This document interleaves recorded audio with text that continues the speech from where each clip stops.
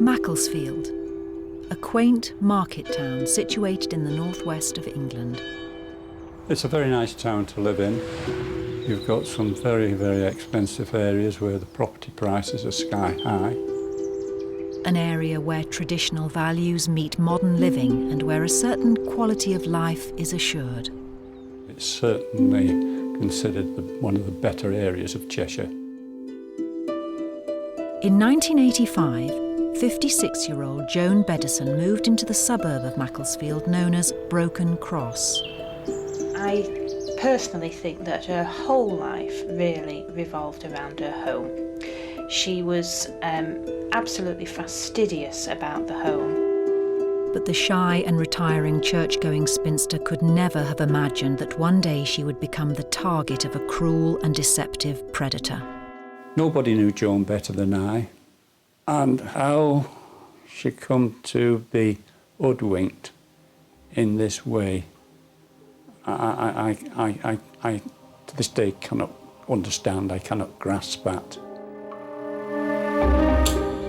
As Joan prepared for bed late on the evening of Thursday, the 14th of November 2002, she received a telephone call. And although only 2 people knew what had been said, that conversation would change the lives of all involved forever.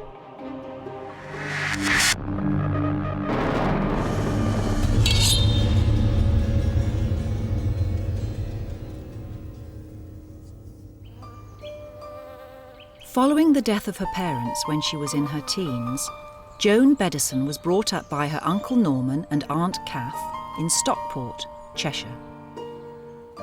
They didn't have any children of their own, and I think they looked upon Joan as a daughter that they'd never had.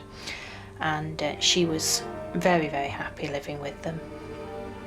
They doted upon her, they looked after her, and Joan reciprocated that love. She did everything for them. Nothing was too much trouble for her. But when Aunt Kath passed away, Joan and her Uncle Norman were left to look after each other. They developed a very close relationship.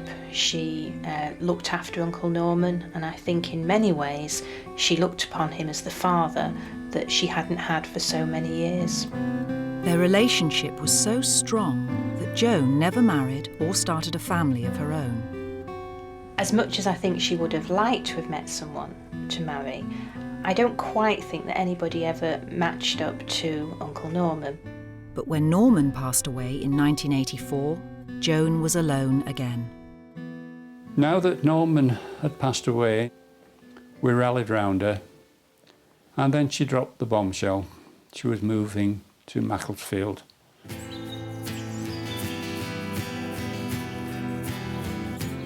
When Uncle Norman left his estate to Joan, and with that money she then went on to purchase a bungalow in Macclesfield.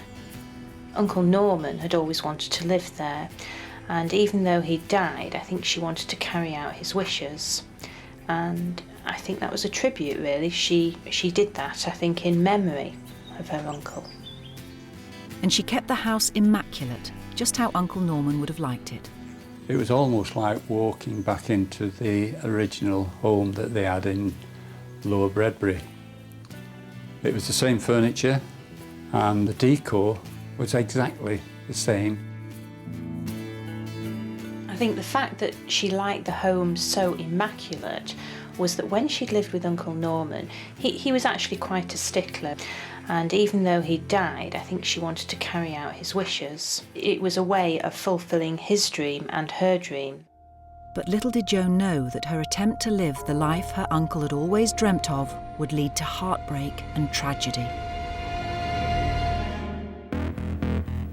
On Saturday, November the 16th, 2002, District Nurse Catherine Dawson knocked on Joan Beddison's front door for the 3rd time that day. Catherine was only calling to treat a minor ailment, but became increasingly concerned that her patient's condition was now far more serious, and so she called for assistance. And when PC Keith Graham arrived, the district nurse showed him why she thought Joan had failed to answer the door. You could see through a bedroom window at the rear of this bungalow. There was a shape on a bed, so obviously there was concern there straight away. As PC Graham tried to find a way into the bungalow, he made a remarkable discovery. And it was this stage, I tried the patio door and he just slid open. Quite shocked, really. Pulled the curtains back and stepped inside the house. After entering the house, PC Graham carried out a brief search of the property before heading over to the bedroom. The first thing that struck me was there was static playing on a radio. You're hoping that it's just a pillow under the quilt rather than a person. But as soon as I got in there, I could see some feet. At that point, obviously, I realised that I was going to stumble across a body. What PC Graham had discovered was the dead body of Joan Beddison. She looked like she'd been dead a while as well. But how had Joan died? Were natural causes to blame, or could Joan have been the victim of an altogether more sinister scheme? On Saturday, the 16th of November 2002, the body of 71-year-old spinster Joan Beddison was found by police officers at her home in Macclesfield, Cheshire. There was no obvious cause of death, but the police officer who'd found her was already suspicious. The patio doors were unlocked, and the positioning of Joan's body seemed peculiar. The fact that the quilt was pulled completely over the top of her, which it just made you think that somebody had actually pulled it that way. And upon closer inspection, PC Graham had other concerns. She was cuddling a pillow, and half of that corner of the pillow seemed to be lodged into her mouth. My first instinct was this is not right at all. Suspecting foul play, PC Graham requested CID officers to attend the scene. We looked through the house to see if there was anything overtly obvious in respect of a burglary, a struggle, blood, anything at all. There wasn't any obvious signs of somebody searching the property or any disruption at the property. And I was directed to the rear back bedroom where Joan was lying on the bed. And once they could see Joan Beddison for themselves, the detectives had to decide how to proceed. There are two options here.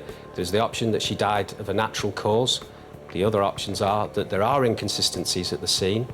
There are things that are troubling not just myself but the other officers at the scene, and that this is a suspicious death. We made the decision that we would have to treat it in that way. We forensically recovered Joan's body, we photographed everything in situ, and we sealed the scene.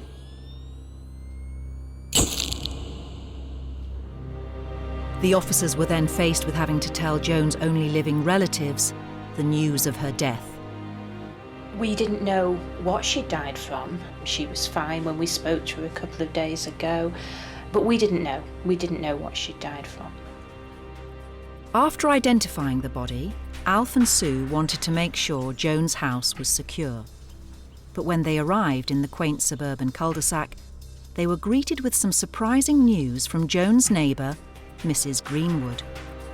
The first thing that she said to my father when we sat down was, "Oh, thank God you've got the money back." And my father and I looked at each other and we said, What do you mean? And she said, you know, that money that Joan had lent that man, she told us you've got it all back. I just didn't know what they were talking about, and I didn't want to show my ignorance in front of him because I was now getting bad thoughts.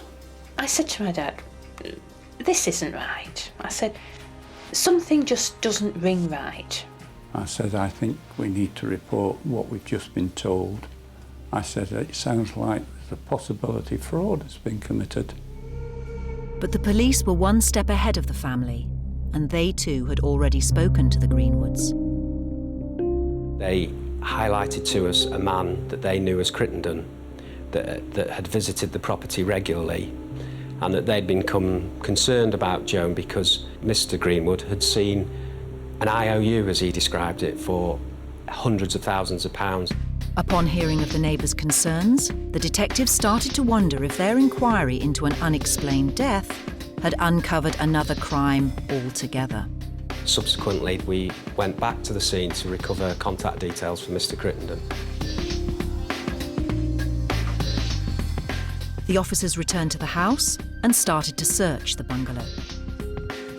I found a metal oblong box which was in the bottom of a wardrobe. And that box contained many documents concerning Joan's financial affairs. But there was one document in particular that stood out to Detective Constable Puchalski. What I found that it contained was a loan agreement between Joan Beddison and Peter Crittenden, her financial advisor. And the loan was for £270,000, and the rate of interest on the loan was 10% per annum. That appears to be signed by them both at the bottom. But this wasn't the only significant document to be found in the house. We found near to the telephone, just underneath, a handwritten note, which caused us great concern. Peter, I want to say something to you. I won't be seeing you anymore because it's upsetting me being deceitful and having to tell lies. I love you so very much, and it's best if it ends now, while we are still the best of friends. And the final part of the note was that she was asking for her money back.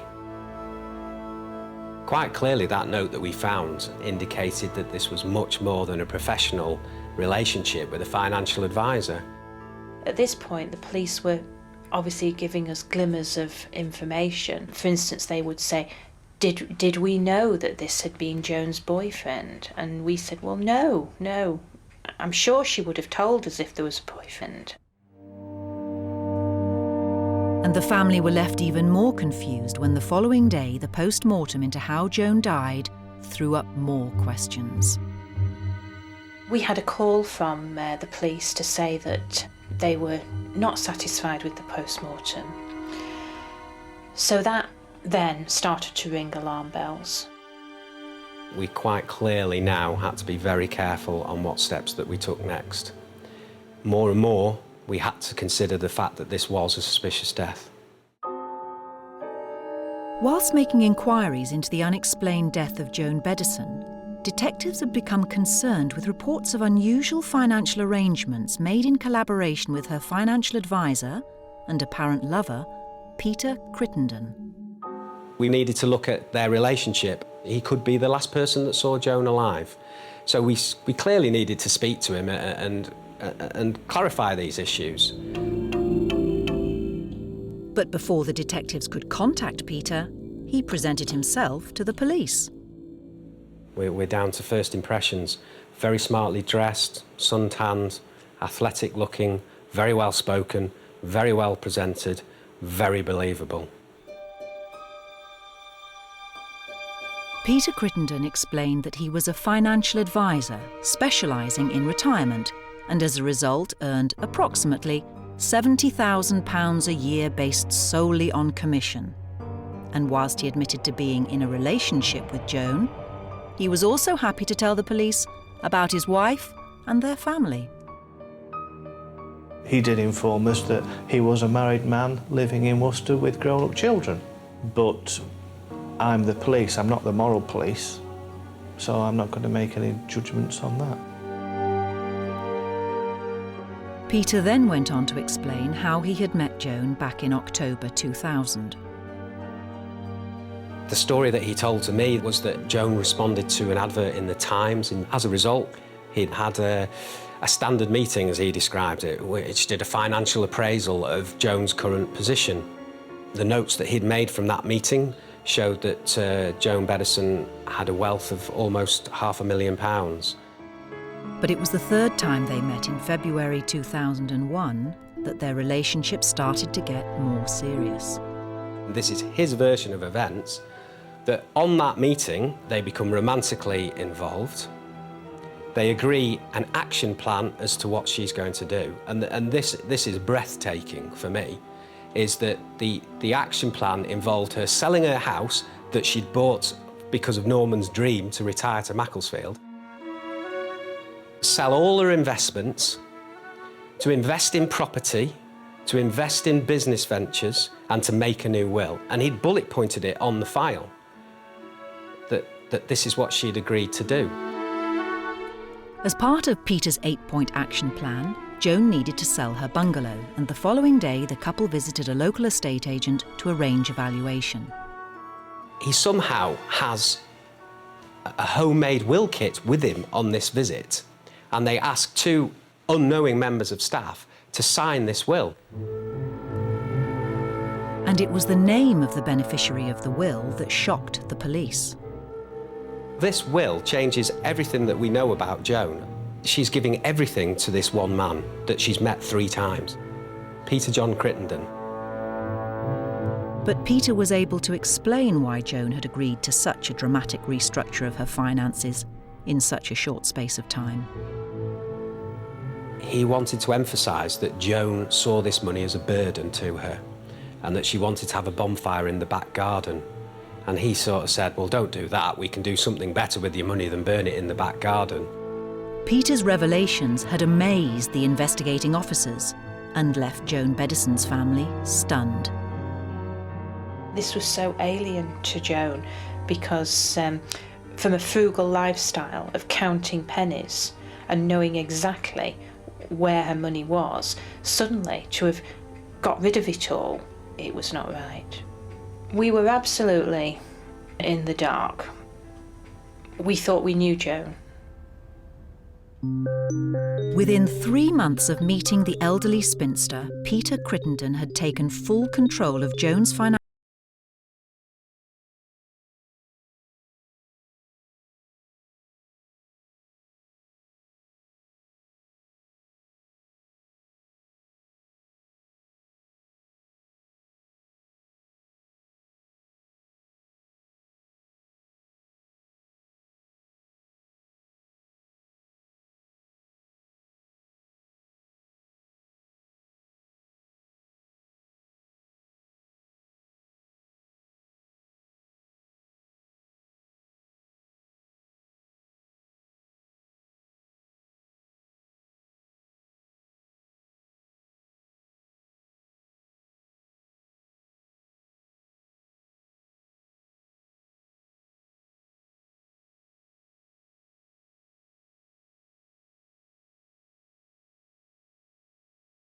Um, 10% per annum interest, there was no information or there was no documentation to show that this 10% was coming Joan's way. Everything had been sold and channeled to Mr. Crittenden. Meanwhile, the matter of how Joan had died was still in question, and so a second post-mortem was carried out. The information that we were getting was that it was not absolutely conclusive at that time, but that we were looking towards asphyxia. So again, we're not at a stage where we can conclusively say what's happened here, but another further element is put into the pot. With no cause of death confirmed, it became clear to the detectives that even after Joan had handed him £250,000, Crittenden was still putting pressure on her to sell her bungalow. But in November 2001, Joan was diagnosed with pancreatic cancer and turned to her friends from the church. We knew about Joan's illness at church. There were people there that had been in the same boat. They'd had big operations and, you know, we all sort of rallied round, and I think they were all amazed how well she came through the operation. And after leaving hospital, Joan went to stay at Dorothy's to convalesce. When Joan had been staying with us for about a fortnight, she said, "I've done a silly thing. I'd like to tell you about it." Joan went on to tell Dorothy all about how she had given her money away to her financial advisor. She seemed a bit angry, really, that the money had gone and she didn't know where it had gone to. When I heard this, I said, well, really, you should go to the police if you're not happy with it. And she said, oh, no, I don't want to be involved with the police and police cars at the door. Although Joan didn't want the police involved, she did take Dorothy's advice and decided to write a new will. Within weeks of recovering, she'd made an appointment to see a solicitor, a local solicitor, and she'd gone about formally making a will and making sure that her family were the executors and the beneficiaries of her will, which is the Beddison family. On the first time we searched the property, I found that will, and it quite clearly stated Joan's intentions, and I think it's the closest thing we've got to Joan's intentions prior to her death. Unfortunately, because of an error in the will, a technical error, she'd never signed it.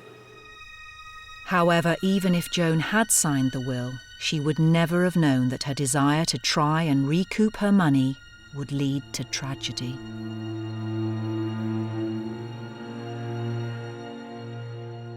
The police asked me, did I want them to officially investigate the possibility of fraud? And I said, certainly. And on Saturday, the 28th of March 2003, 4 months after the death of Joan Beddison, Peter Crittenden was arrested for theft. But there were some questions that remained unanswered. It is a massive leap. The fact that he's acted in an irregular manner or may even have stolen Joan's money doesn't mean that he's a murderer. However, while sifting through Crittenden's personal files, Peter Puchalski made a discovery that would become a major turning point in the investigation. The phone rang and it was Peter over at Macclesfield looking at the documents, and he just said, "You're not going to believe what I found."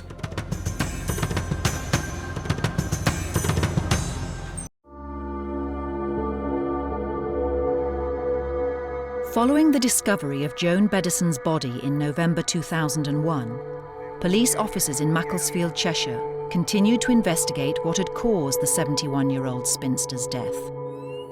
Detectives had already uncovered a series of irregular financial dealings that suggested Joan had been the victim of fraudulent behaviour by her financial advisor and lover, Peter Crittenden. After a 4-month investigation, the detectives from Cheshire Constabulary were in a position to arrest Peter Crittenden for theft. But could the 62-year-old also be responsible for the death of his client? He admitted that the money had gone to pay off certain things, or loans to certain people, or invested in a franchise which was completely unsuccessful, or invested in property which was not as he expected to be. And that's where his first difficulty arose. And now it was becoming difficult because he'd already spent the money. So at that stage, he had to start to describe it in different terms. He would describe this sum of money as a loan, as an answer to one question. But then, when it became apparent that that wouldn't suffice, he'd describe it as a gift. And when that became apparent that that wouldn't suffice, he'd describe it as a joint investment. And he was very adept at adapting his answers to the questioning. Detective Sergeant Thomas and Detective Constable Puchalski continued to interview Crittenden, and during a break, the officers decided to search Peter's personal effects and found a document that would prove vital to their investigation. I notice a decreasing term life insurance policy for Joan Beddison. The grantee was Peter John Crittenden, and the sum assured was £100,000. And this insurance policy was taken out around the time when Joan Beddison fell ill and suffered with cancer. And Peter Crittenden, most importantly, was paying the premiums on this. Usually taken out to cover mortgage repayments, the life insurance policy cost Crittenden £68 per month to maintain. This insurance policy decreases after year one from £100,000 to something like £85,000. And that assurance policy was due to decrease down to the lower level of £85,000 in January 2003, which is just 2 months after Joan's death. This particular document clearly revealed that Crittenden would substantially gain from the death of Joan Beddison if she was to die sooner rather than later. This was indicating that Peter Crittenden needed to act in some way before he lost everything, before he lost the whole estate, before he lost the £100,000 on the assurance policy. I went cold because I thought it was a catalyst to show that we weren't dealing with just a thief here, we're dealing with a murderer. The motive is just overwhelming, really. I was in the CID room upstairs at Wilmslow, and the phone rang, and it was Peter over at Macclesfield looking at the documents. And he just said, "You're not going to believe what I found." It felt a significant moment, and we both said to each other on the phone, we can't carry on just looking at the theft. This man now has to be a suspect in the death of Joan Beddison. But the possibility that Crittenden might not only be a thief but also a murderer meant that officers were unable to continue with their questioning. There is legally a point there at which I have to stop. I can't ignore that fact, and I can't continue with the interviews as he's arrested for theft, and those interviews have to stop, and we have to reconsider what we've got and deal with the matter in a different way. The detectives had no choice other than to release Peter Crittenden whilst they re-evaluated the case. I think that's the only time I've seen him surprised. Faced with the facts that they'd had so far, is he'd given a version of events and he's bailed. Obviously his legal team and him were totally unaware of what's going on in the background. But not everyone was happy upon hearing the news of his release. I felt very vulnerable. There was really only my brother, Dad and I, and I was quite frightened. And Sue knew she was right to feel frightened when detectives revealed they had uncovered enough evidence to launch a full-scale murder inquiry.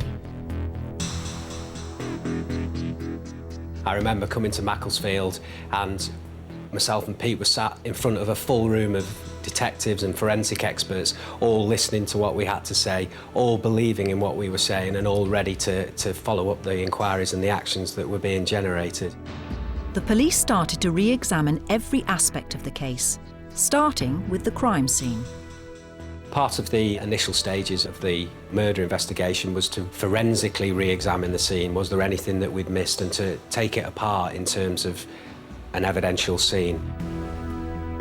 The crime scene investigators re-examined the house, which had remained sealed off since Joan's body was discovered 6 months earlier. One of the crime scene investigators carefully looked at all the bedding, not only at Joan Beddison's bedding, but at the bedding in the guest room. This bedroom looked perfectly neat and tidy, and there was a flowery pink pattern on the pillows, but he managed to notice some blood on that pillow. And we sent that pillow and the pillow that was found near to Joan Beddison's face off to the lab to do a thorough forensic examination to give us an interpretation on the blood splattering on both pillows. After extensive analysis of both pillows, the Forensic Science Service was able to make a major breakthrough in the investigation.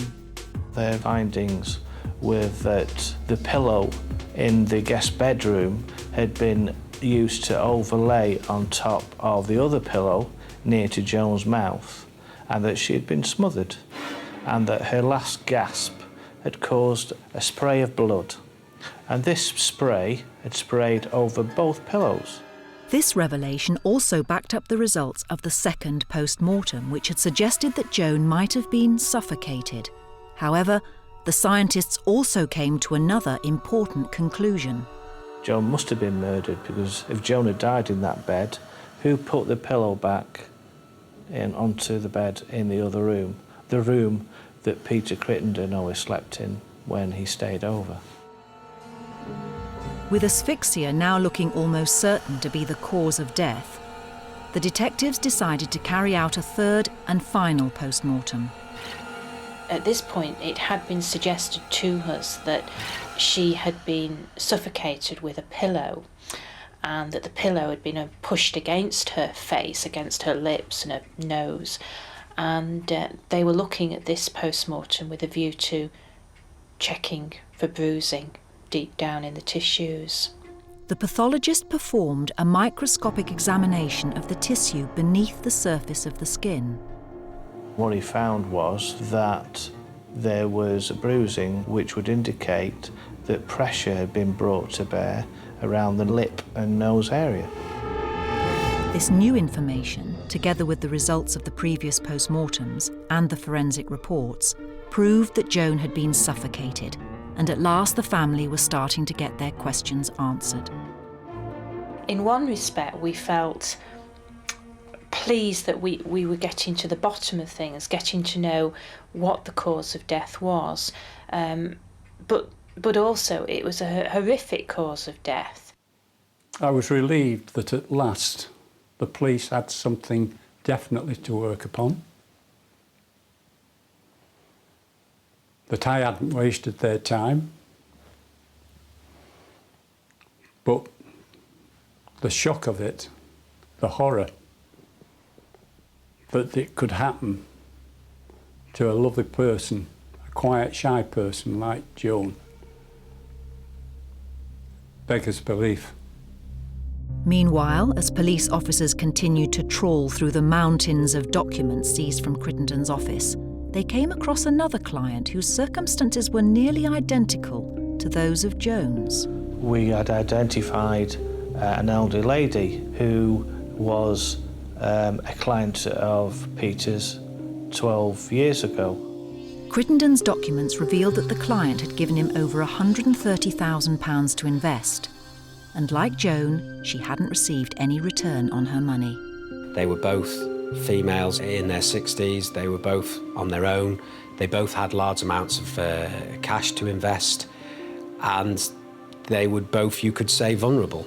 It appears from her client file that he gave her similar investment advice and similar bullet points. Sell your home, move near to me in Worcester. But unlike Joan, the client did follow Crittenden's suggestion and moved house. Remember back to that checklist that he has. She moves from Wales to where Peter Crittenden lives, exactly like he'd written with Joan about their agreed action plan. The similarities were too striking to ignore. The key issues were there. Although the discovery of this new prosecution witness reinforced the possibility that Crittenden might have deceived Joan to steal her money, the police needed more evidence to implicate their prime suspect in her murder. 30 police officers, together with experts in forensics and pathology, continued to examine every minute detail of evidence and started to see discrepancies in Peter Crittenden's alibi. He said that he had been up to visit Joan on the Tuesday before she was found on the Saturday. They'd been out that night for a meal at the Bridge Hotel in Prestbury, which is a very nice restaurant. They returned home and they'd stayed in the double bedroom, and that he'd had breakfast with her the next morning and then left to go back to Worcester. He said his last contact with Joan was obviously when he'd left her that day.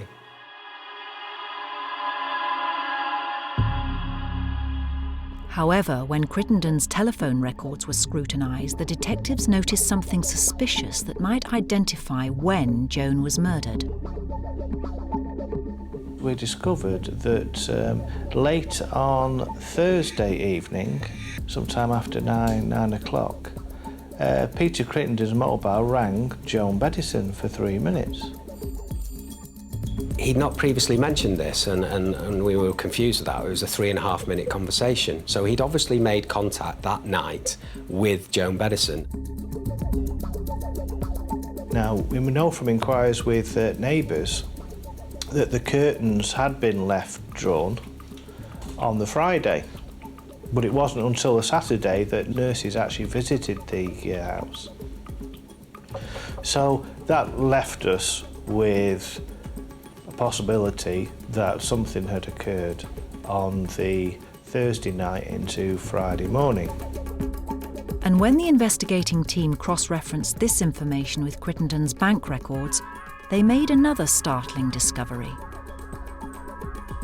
One of the documents we recovered from himself, which was confirmed by his credit card transactions, was that he had made a purchase of petrol in the early hours, just after midnight, of Friday the 15th of November 2002 at Blackpool service station.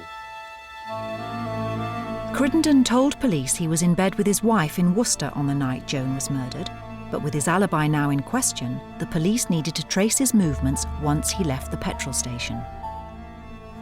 One of the officers involved in the case knew of a highways agency system of cameras that cover the M5 and M6 area. And we found that 10 minutes after filling up with petrol, Peter Crittenden's number plate is registered on an ANPR camera on the M5 travelling north. And 4 hours later, Crittenden's car was registered again 150 miles away. The car is recorded in the Staffordshire area on the M6 travelling south. This new information directly contradicted Crittenden's alibi and gave police evidence that he had instead driven 400 miles to Joan's home in Macclesfield and back. After a 7-month investigation, the team felt they were finally in a position to present their case to their prime suspect, Peter John Crittenden. All those bits of evidence had come to light over a period of time. It's easy to summarise them quickly, but that had taken extensive investigation to recover all those bits of investigation. They didn't just fall into our laps. And on June the 6th, 2003, Peter Crittenden was arrested for a second time. But would he admit to the murder of 71-year-old spinster Joan Beddison? I was not surprised at all when the police said that they suspected that not only had fraud been committed, but that a more serious crime had been committed. And obviously the more serious crime could only be one thing, and that was the murder of Joan Bettison.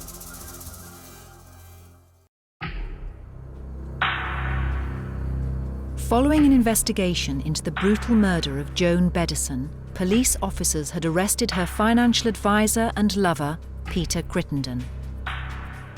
The detectives started to question their prime suspect by revealing the evidence they had collected during their 7-month investigation.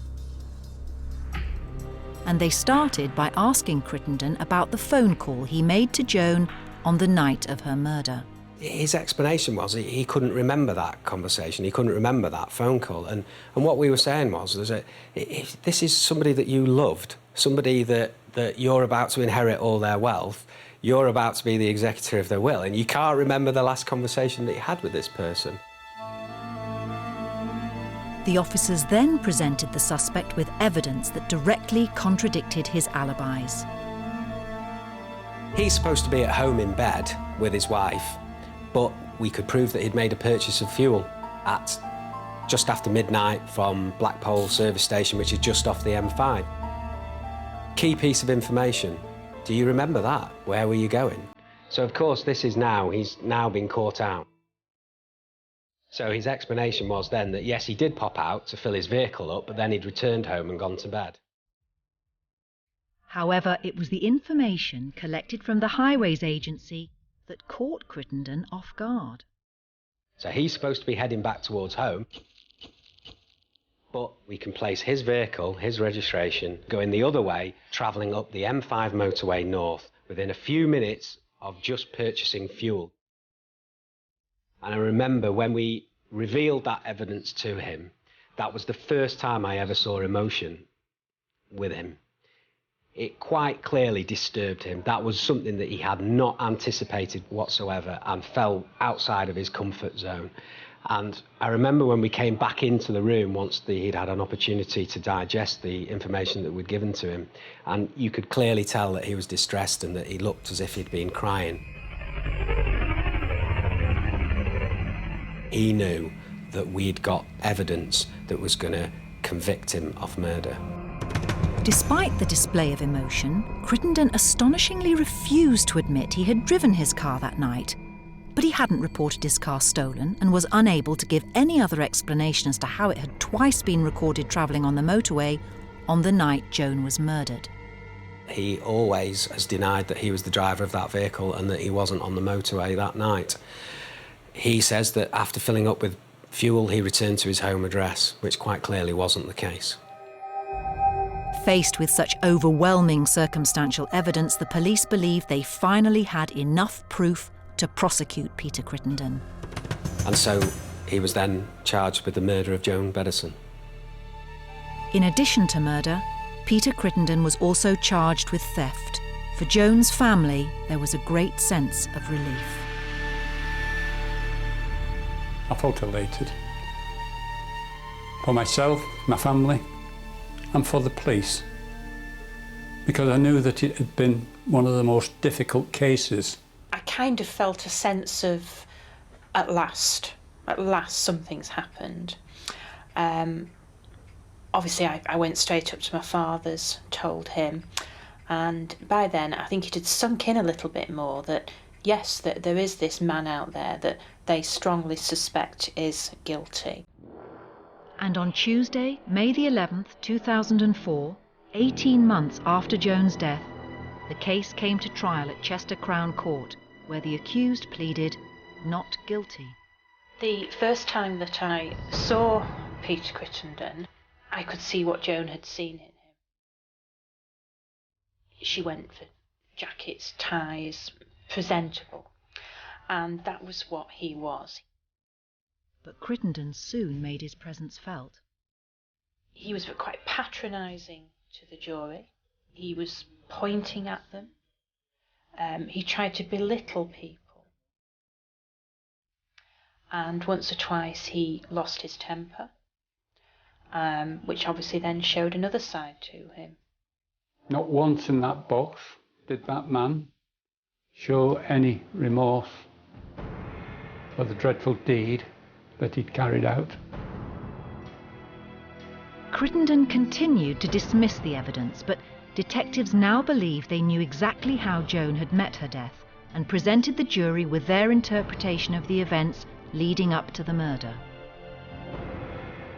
I believe that Peter came on the Tuesday and met Joan and went out for a meal with her and stayed the night. But his plan had been hatched.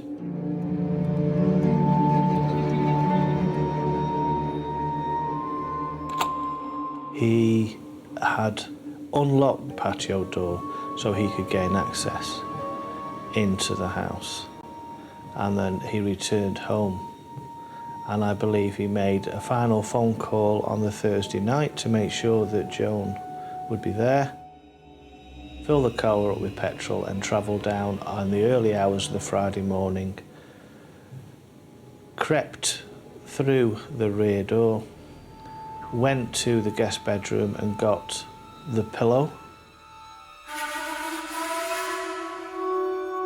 I believe he's wandered in and then smothered her with both pillows. Peter Crittenden, although he's 64, he keeps fit in the gym and he was far too strong for Joan Beddison. She was in her 70s and she was no match to fight Peter Crittenden off. And having achieved his objective, the police believed Crittenden then returned home and got back into bed with his wife. However, when interviewed, she claimed that she was asleep and could neither confirm nor deny his alibi. The case was debated for over 7 weeks, and eventually the jury was sent to deliberate. And after another 2 days, they returned with their verdict. We were just so nervous because we just didn't know what was going to happen. The spokesman stood up and they said guilty, and we were just, I don't know, we were drained. We're absolutely drained, but relieved. On Thursday, the 1st of July 2004, Peter Crittenden was given a life sentence for the murder of Joan Beddison, the 71-year-old spinster who entrusted him with her most precious possessions. her money, and her love. Although he continues to maintain his innocence, detectives were able to uncover substantial evidence that proved that Peter John Crittenden had the motive and opportunity to both steal from and then murder his client and lover, Joan Beddison. Mr. Crittenden is a totally and utterly convincing character. He groomed Joan. He knew what buttons to press, and he convinced her to do things that I think fundamentally she knew were wrong. But in Joan's defence, anybody would be convinced by Mr. Crittenden. One good thing has come out of this dreadful period, and that is that this man has been taken off the streets, and no longer can he take money off gullible, lonely people. I think Joan initially loved Peter. I'm sure she was taken in by him. I don't think he loved her. How can he have loved her? He murdered her.